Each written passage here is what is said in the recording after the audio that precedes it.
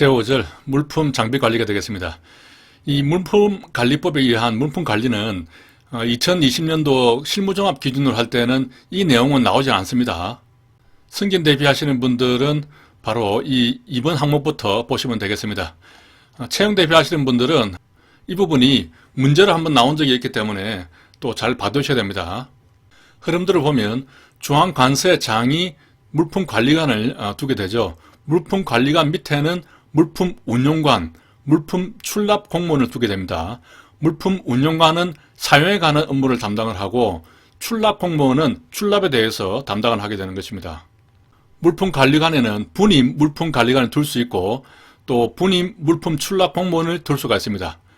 기재부 장관은 이러한 정책을 총괄을 하게 되고 조달청장이 관리를 총괄하게 됩니다. 이 두 가지를 서로 바꿔서 출제가 될 수 있겠죠. 물품관리관, 물품운용관, 물품출납공무원 이 세 사람이 되겠죠. 모두 필수적으로 두어야 하는 공무원이고 이 분임은 둘 수 있다로 되어 있기 때문에 임의적인 공무원이 되겠습니다. 물품 사용은 물품운용관이 하고 물품 출납과 보관은 출납공무원이 하는데 출납 명령은 제외됩니다. 그리고 물품관리관은 이러한 두 공무원들에게 관련되는 내용을 위임해야 됩니다. 위임한다. 이렇게 규정이 되어 있습니다. 아래 법 조문을 또 한번 쭉 읽어서 눈에 익혀둬야 됩니다. 무기 탄약 관리를 보겠습니다. 집중 무기고, 간이 무기고, 탄약고가 있죠. 기본적으로 개인 화기나 공유 화기를 집중 보관하는 것이 원칙인데 각 기능별 운영부서에서 효율적으로 사용하기 위해서 그 기능에서 자주 입출고하는 경우에는 간이 무기고를 두는 것이 편리하겠죠. 예를 들면 24시간 상주하는 지구대에서 자기 근무 시간 되면 무기를 출고했다가 또 근무가 끝나면 입고를 하죠. 그러면은 그 다음 근무자가 와서 또 무기를 출고했다가 입고했다가 이렇게 입출고가 수시로 일어나기 때문에 또 경찰사고는 거리상으로 떨어져 있기 때문에 간이 무기고를 두고 있고 상황실에서도 간이 무기고를 두고 있습니다. 경찰서 내에서 총기를 입출고하는 사람들이 있죠. 특히 형사과 같은 데는 형사들이 그 권총을 한 번씩 출고하는 경우가 있습니다. 112 타겟대에서도 간이 무기고를 둘 수가 있습니다. 탄약고는 무기고와 분리해서 설치를 해야 됩니다. 이러한 무기고와 탄약고는 가능한 본 건물하고 격리된 독립 건물에 있어야 혹시 사고가 나서 폭파가 되더라도 본 건물에는 영향이 없겠죠. 여기서 말하는 무기고는 이제 집중 무기고를 말합니다. 간이 무기고는 원칙적으로 건물 안에 있습니다. 지구대 안에 있고 상황실 안에 있는 것이죠.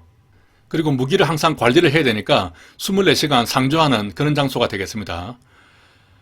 자, 무기고와 탄약고는 손이 들어가지 않는 쇠창살을 시설을 해야 되고 출입문은 이중으로 해야 됩니다.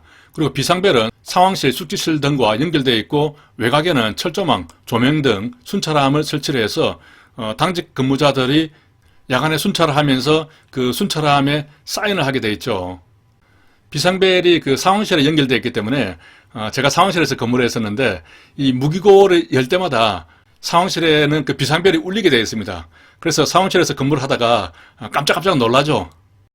여기는 숙직실하고도 연결되도록 하라고 되어 있는데 숙직실하고 연결되어 있으면 자다가 벌떡벌떡 일어나겠죠. 제가 경찰서에 보니까 숙직실하고는 바로 연결이 안 되어 있는 것 같아요. 실무적으로는 상황실만 주로 연결되어 있죠. 열쇠 보관은 집중 무기고 탄약고는 일과 시간 중에는 무기를 관리하는 부서의 장이 관리를 하도록 되어 있습니다. 정보장비과장, 운영지원과장, 총무과장, 경찰서 같은 경우는 경무과장이 열쇠를 관리를 하죠. 일과 시간 후에는 또 휴일에는 상황관리관 등 당직 근무자가 관리를 합니다. 그래서 아침에는 경무과에서 그 무기고 열쇠를 가져갔다가 퇴근하면서 상황실에다가 다시 무기고 열쇠를 반납을 하는 그런 방식이 되겠습니다. 간이 무기고는 112 상황실 팀장이 관리를 하고 지구대에서는 지역경찰 관리자가 관리를 하게 되겠습니다. 무기 탄약 회수 및 보관인데 이 부분이 이제 시험이 잘 나옵니다. 여기 시험에서 몇 번 나왔죠. 무기 등을 즉시 회수해야 되는 경우에는 직무상 비등으로 징계 대상이 된 자, 또 형사사건의 조사 대상이 된 자, 사의를 표명한 자, 이렇게 징형사가 되겠습니다. 징형사에 대해서는 무기를 즉시 회수를 하고 심의위원회의 심의를 거친 이후에 회수를 하게 되는 경우는 조금 애매하니까 검토를 해봐야 되는 경우죠. 정서가 불안하다. 그리고 직무적성 검사에서 고위험군으로 나왔다. 정신건강상에 문제가 있다. 이런 사람들은 심의위원회 심의를 거치게 되겠습니다. 불고문이 되죠. 징형사 불고문입니다.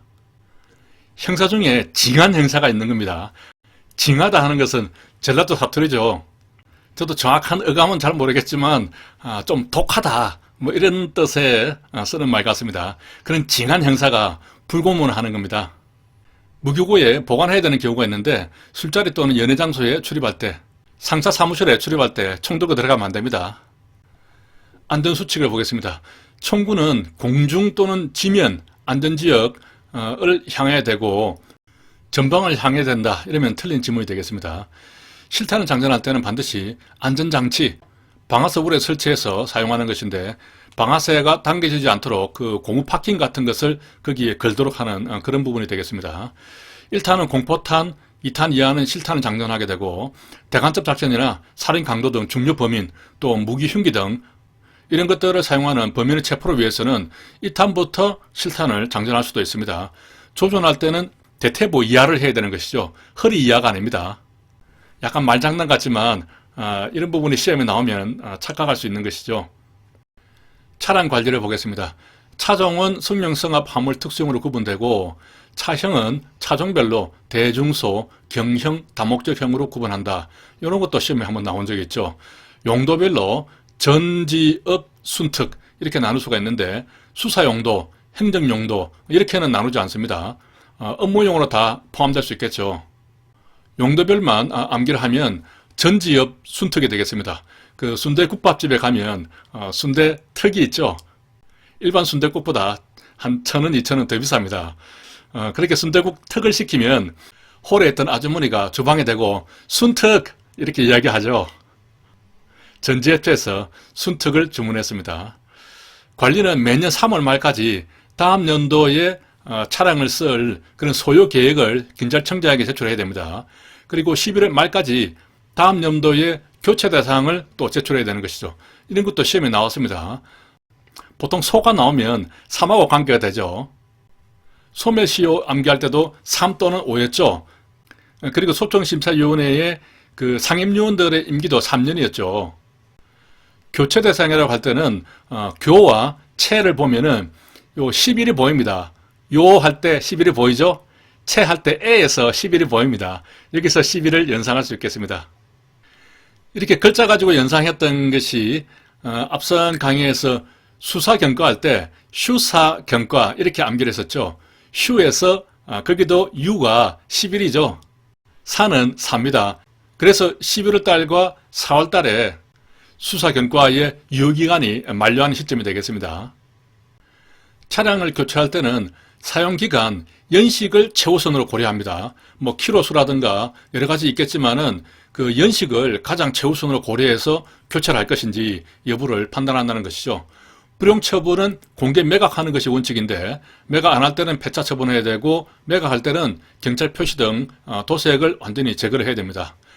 음용 차량은 운전요원 부족 등 불가피한 사정이 없으면 집중 관리하는 것이 원칙입니다. 다만 지휘용 차량은 지정해서 활용이 가능하다. 이 말은 지휘용 차량은 집중 관리 안 해도 된다는 그런 말이 되겠죠. 차량 열차에는 열차함에 집중 보관하고 휴가나 비번 등 이런 경우에는 별도 관리 책임자를 지정해야 되고, 자, 운행 시의 책임은 사고가 나면 1차로 운전한 사람이 책임을 지겠죠. 그 다음에 같이 탑승했던 선임 탑승자, 3차가 기관장, 의경은 4주 이상 운전교육 실시 후 운영하도록 되어 있습니다. 자, 아토스에 그런 내용이 설명이 되어 있고요. 보안관리를 보겠습니다. 협의의 보안과 광의의 보안이 있습니다. 협의의 보안은 소극적 예방이고 광의는 적극적인 예방입니다. 이렇게 말이 달라지고요. 비밀이나 문서, 자재, 인원, 지역, 시설을 등을 보호하는 것인데 이렇게 두 문자만 따면 문재인 지시가 되겠죠. 문재인 대통령 지시는 보안을 잘해야 됩니다. 일반적으로 보안관리라고 하면은 협의의 보안 업무를 말하고 근거는 국정원법 뭐 이런 법들이 있는데 광의의 보안, 적극적 보안에 보면은 간첩이라든가 불순분자를 탐지, 조사, 체포하는 것까지 있죠. 직접적으로 간첩을 잡는 것이니까 적극적인 예방이 되는 것입니다. 그렇게 하기 위해서는 위 이런 근거에다가 국가보안법이 추가되겠죠. 따라서 국가보안법에 나오면은 적극적 예방, 광의의 보안 이렇게 연결돼야 됩니다. 보안의 주체는 국가하고 보안의 객체는 대상이 되는 것이죠. 문재인 지시가 되겠습니다. 이것도 서로 바꿔서 내면은 무조건 헷갈리거든요. 국가는 보안의 객체 또는 보안의 대상이다. 이렇게 하면은 맞는 말 같잖아요. 국가는 보안을 해야 되는 주체이고 대상은 문재인 지시다 하는 것. 이렇게 구분을 해야 되고. 자, 문서 자료는 1, 2, 3급 비밀에 해당하지 않아도 국가 기밀에 해당하면 보안의 대상이 될 수 있다. 인원에 대해서는 국가안전보장이 한정된 국가 기밀을 취급하는 인원에 대해서만 보안의 객체가 됩니다. 이번에 국정원법이 개정에 대해서 이렇게 한정을 하게 되었습니다. 외국인도 포함이 되고 보안의 수단으로서는 실험조사, 보안교육 등이 있다. 자, 지역, 시설 이렇게 되는 것이고 보안 업무의 원칙을 보겠습니다. 한부조죠. 한부조합니다. 한정의 원칙은 보안에서 가장 기본적인 원칙입니다. 알 사람만 알아야 한다는 원칙이죠. 이 알 사람만 알아야 한다는 원칙은 강론의 그 정보에 가면 정보 배포의 원칙이 있는데 여기서도 알 필요가 있는 사람에게만 알려야 한다는 필요성의 원칙이 나옵니다. 같은 말이거든요. 그래서 한꺼번에 암기를 하면 자, 한정의 원칙이니까 한, 알만 필요하다. 한 알만 필요하다. 이렇게 암기를 할 수가 있습니다. 만약에 그 코로나의 직방인 어떤 약이 있다면 한 알만 딱 필요하죠. 이렇게 기억을 하면 알 사람만 알아야 한다는 것은 한정성의 원칙, 또 필요성의 원칙이다. 이렇게 기억을 할 수가 있습니다. 부분의 원칙은 한 번에 다량의 비밀이나 정보가 있으면은 한꺼번에 유출될 수 있겠죠. 그렇기 때문에 부분화를 해두는 게 좋습니다. 한 바구니에 모든 계란을 담지 마라. 뭐 그런 말도 있잖아요. 보안과 효율의 조화. 보안을 강화하게 되면 업무 효율은 그만큼 떨어집니다. 서로 반비례 관계에 있죠. 그렇기 때문에 양자의 조화 유지가 필요합니다. 이렇게 한정의 원칙, 부분화의 원칙, 조화의 원칙, 한부조. 문서 및 자재 보안, 근거 규정을 보면 보안 업무 규정은 대통령령입니다.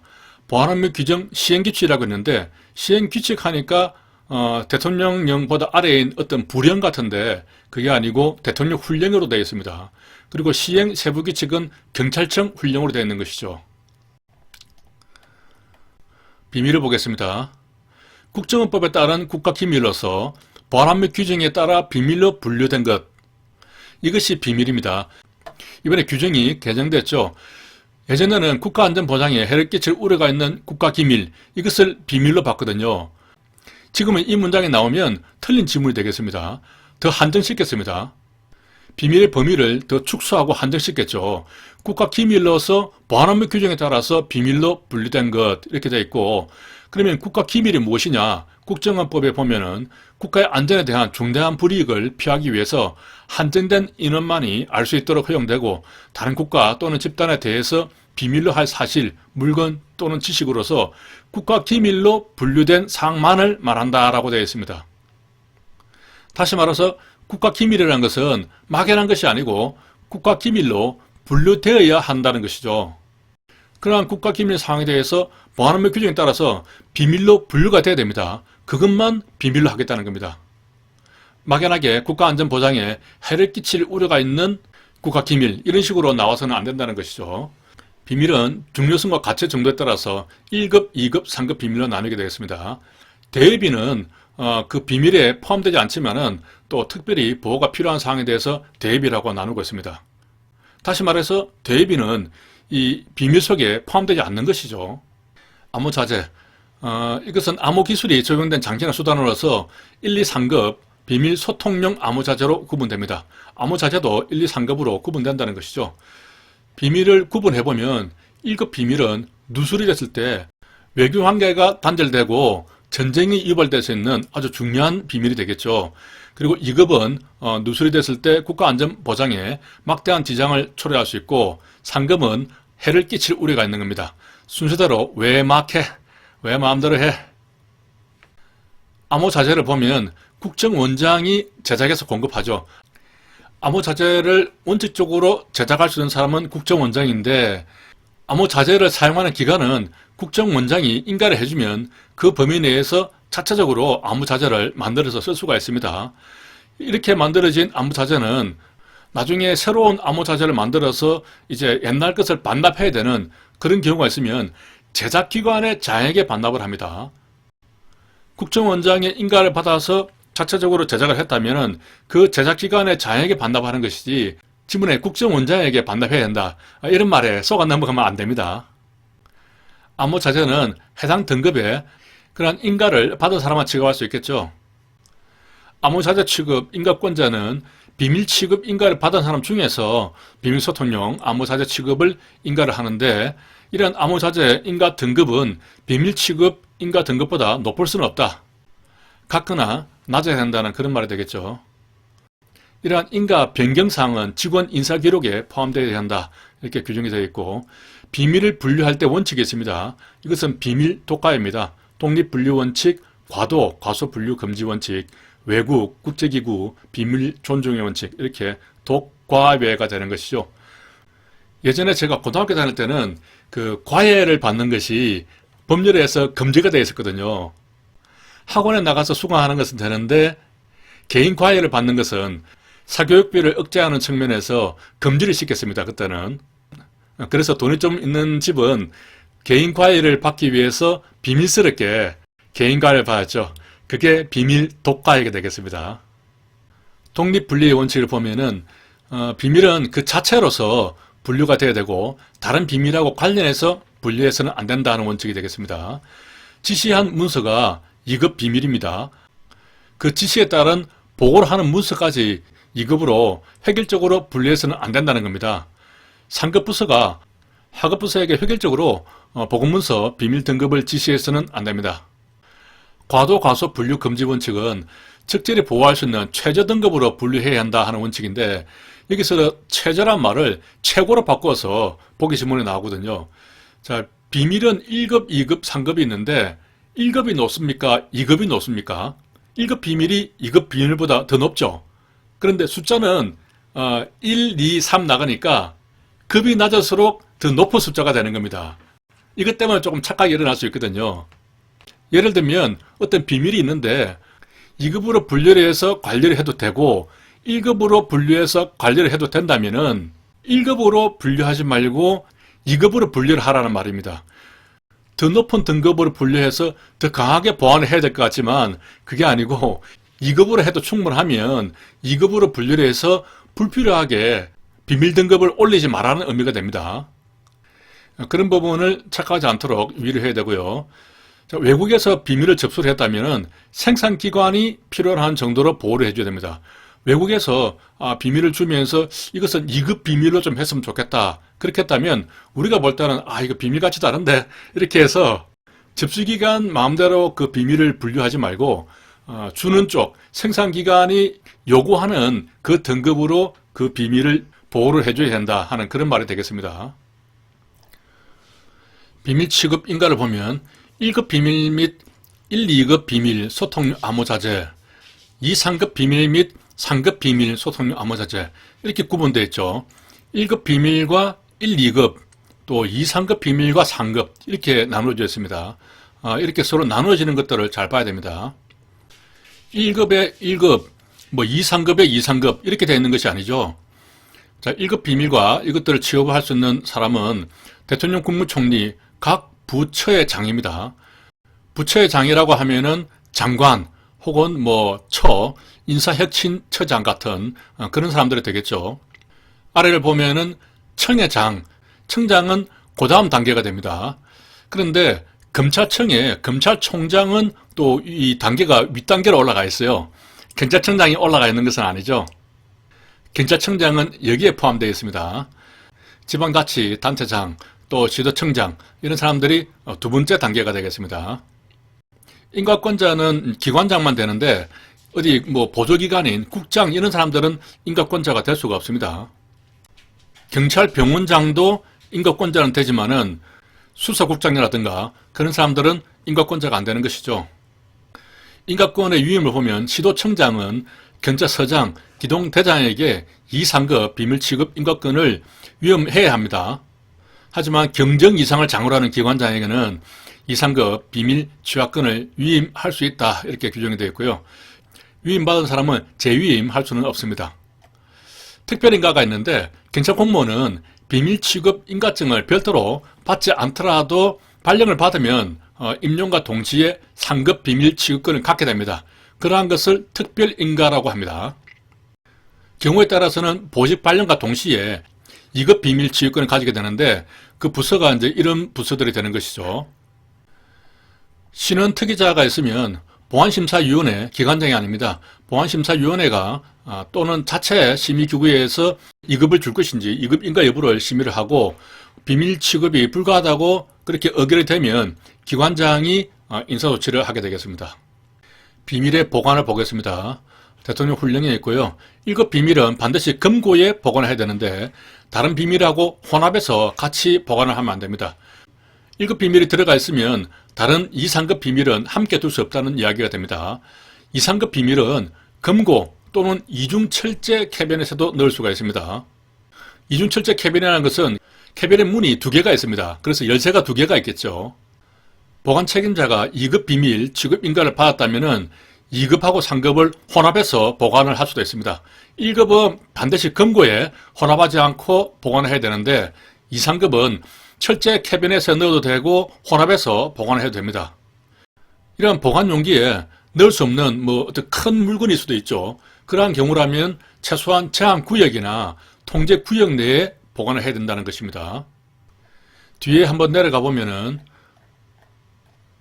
시설 보안에 보면 보호지역이라는 것이 있는데 여기는 제한지역이 있고 제한구역, 통제구역 이렇게 레벨별로 구분이 되어 있거든요. 이 중에서 그 보관용기에 넣을 수 없는 것은 제한구역이나 통제구역에 넣어야지 제한지역에 넣어서는 안 된다 하는 그런 의미가 되겠습니다.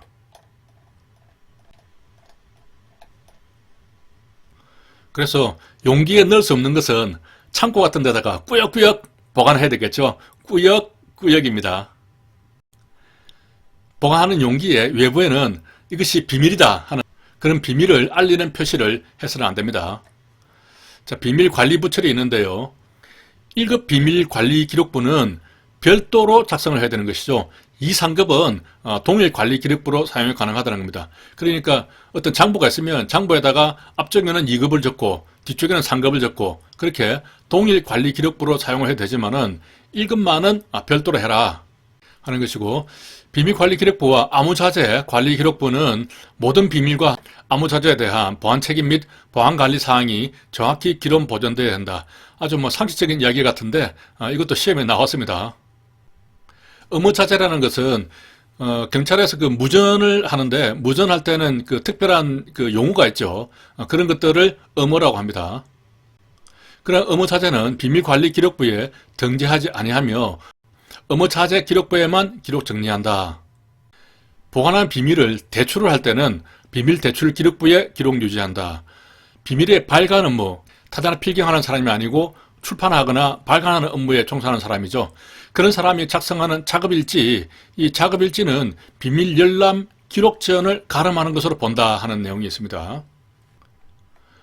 보관은 비밀에 대한 열람자 범위를 파악하기 위해서 비밀 문서 끝부분에 비밀 열람 기록전을 첨부를 하게 되어 있습니다. 비밀을 파기할 때는 비밀에서 분리해서 따로 철해서 보관한다. 비밀 접수증, 비밀 열람 기록전, 배부처는 보호기간이 만료되면 비밀에서 분리를 해서 각각 편철해서 5년간 보관해야 되고 이제 말대로 좀 어렵습니다. 비밀관리기록부, 비밀 접수 및 발송대장, 비밀대출부, 암호자재 관리기록부 내용들이 상당히 좀 어렵죠. 아무튼 이런 비밀과 관련되는 내용들은 폐기를 하거나 옮겨서 관리하거나 그럴 때는 분리하거나 그 관리 부처를 5년 동안 보관해야 된다는 것이죠. 아래에 보면은 이제 암호자재 증명서도 반납하거나 파기를 한다 하면은 5년간 보관해야 되고 또 관련되는 기록부도 5년간 보관을 해야 된다. 이렇게 해서 전체적으로 다 5년간 보관을 하도록 되어 있습니다. 5가 나오면 보통 오랫동안 보존을 할 때 5년이 많이 나오죠. 이 중에서 서약서는 좀 다르게 되어 있습니다. 서약서는 비밀 관리하는 사람이 비밀을 준수하겠다는 그 서약을 쓰는 것이죠. 이것은 인사기록 카드와 함께 철해서 인가 해제 시까지 보관하되 이렇게 되어 있습니다. 그래서 다른 것과 달리 5년간 보관해야 된다. 그런 내용은 없죠. 보관기간이 지나면 해당 자료는 공공기록물 관리에 관한 법률에 의해서 기록물 관리기관으로 이관을 해야 됩니다. 자, 비밀의 복제 및 복사 제한. 비밀은 기본적으로 복사를 하거나 촬영을 하거나 뭐 그렇게 할 수는 없겠죠. 하지만 1급 비밀은 그 생산자의 허가를 받으면은 복제하거나 뭐 촬영하거나 이렇게 할 수 있고, 2, 3급 비밀은 그 생산자가 특정한 제한을 하지 않았다면은 공용으로 사용하는 경우에는 가능하다는 것입니다. 전자적 방법으로 관리되는 경우에는 해당 비밀을 보관하기 위한 용도인 경우에는 가능하다는 것이고, 각급 기관의 장은 보안 업무의 효율적인 수행을 위해서 사본을 제작해서 보관할 수 있다. 다만 사본을 보관을 하더라도 그 보존 기간 내에서 해야겠죠. 원본이 만약에 파괴가 됐는데 사본만 계속 남아있는 그런 경우가 되면 안 되겠죠. 비밀을 복제 복사했다면 그 원본하고 동일한 비밀 등급과 예고문을 기재를 하고 사본 번호를 매겨야 한다, 이렇게 되어 있습니다. 예고문이라는 것은 뭐 이 비밀은 언제까지 비밀로서 보관이 되고 언제 이후에 폐기를 하라, 뭐 그런 것들을 적어 놓은 것을 예고문이라고 합니다. 비밀의 열람 등. 열람은 인가를 받은 사람 중에서도 업무상 직접 관계 있는 사람만 열람이 가능합니다. 내가 2급 비밀 그 인가를 받았다고 하더라도 2급 비밀 모두를 다 볼 수 있다는 건 아닙니다. 내 업무하고 관계되는 2급 비밀에 한해서만 볼 수 있다는 것이지, 간접적으로 뭐 관계가 있다고 해서 보는 것도 아니고 직접적으로 업무와 관계 있는 경우에만 열람이 가능하다는 것이죠. 1급 비밀에 대해서는 비인가자가 보고 싶다고 하면 미리 국정원장하고 협의를 해야 되고, 2, 3급에 대해서는 소속 기관장이 자체적인 보안 조치를 마련해서 열람을 할 수가 있습니다. 공개에 대해서는 보안심사위원회 심의를 거쳐서 비밀을 공개를 할 수가 있는데, 1급 비밀을 공개할 때는 미리 국정원장과 협의를 하고 또 보안심사위원회의 심의도 거쳐야 됩니다. 공무원, 또 공무원이었던 자, 이미 퇴직을 해서 공무원이었던 자는 소속 기관장의 승인 없이 공개할 수 없다, 이렇게 되어 있고, 반출도 할 수는 있는데 공무상 반출을 하려면 소속 기관장입니다. 경찰청장이 아니죠. 승인을 받아서 반출이 가능하다는 것이고, 보안심사위원회는 신인 특이자를 심의하거나 비밀의 공개 등 중요 사항을 심의하게 되겠습니다. 관련해서는 국정원장이 정한다, 이렇게 되어 있고, 시설 보안을 보겠습니다. 보호지역이죠. 보호지역 안에 지구통이 있습니다. 제한지역의 제일 레벨이 낮고 그 다음이 되겠습니다. 제한지역에 인가가 없는 비인가자를 출입을 시키려고 하면 감시를 해야 됩니다. 그리고 제한구역에 비인가자가 들어가려면 안내를 해서 데리고 들어가야 되고, 통제구역에서는 비인가자가 아예 들어갈 수가 없습니다. 출입금지입니다. 이렇게 해서 정도가 가장 낮으니까 감시만 하고, 그 다음에는 직접 따라다니면서 안내를 해야 되고 아예 금지를 시키니까 이 순서대로 이해를 하면은 곤란할 수 있죠. 하지만은 이제 감안금 이렇게 또 두 문자로 암기를 할 수도 있겠습니다. 설정 장소를 보면 제한구역과 통제구역이 있는데, 이 장소를 묻는 문제가 우리 승진 시험에서는 가끔 나오거든요. 이 두 가지를 섞어놓고 나오기 때문에 통제구역만 잘 암기를 하면 되겠습니다. 여기 쭉 보면은 제가 두 문자를 따놨죠. 비암, 암이죠. 기록실할 때 기, 상입니다. 여기도 상이 들어가 있고, 그리고 무기, 탄약고는 무기고에 준할 수 있고, 그리고 처리실, 이렇게 두 문자를 따면은 비암이죠. 비암, 기상하면은 무기로 처리한다. 코브라 같은 게 머리를 쳐들죠. 그렇게 비암이 기상하면 무기로 머리를 확 쳐버리는 겁니다. 그런 장면이 좀 상상이 되죠. 좀 끔찍한 장면이긴 하지만 비암 기상하면 무기로 처리할 수 있다. 이렇게 암기하면 간단하게 이 내용들을 골라낼 수가 있습니다. 이 두 문제 만들 때 상당히 힘들었습니다. 만들고 나니까 아주 기발하게 잘 되는데, 가끔 자기 전에 그 비암 기상하는데 무기로 치는 장면이 자꾸 떠오릅니다. 여기까지 하겠습니다. 수고하셨습니다.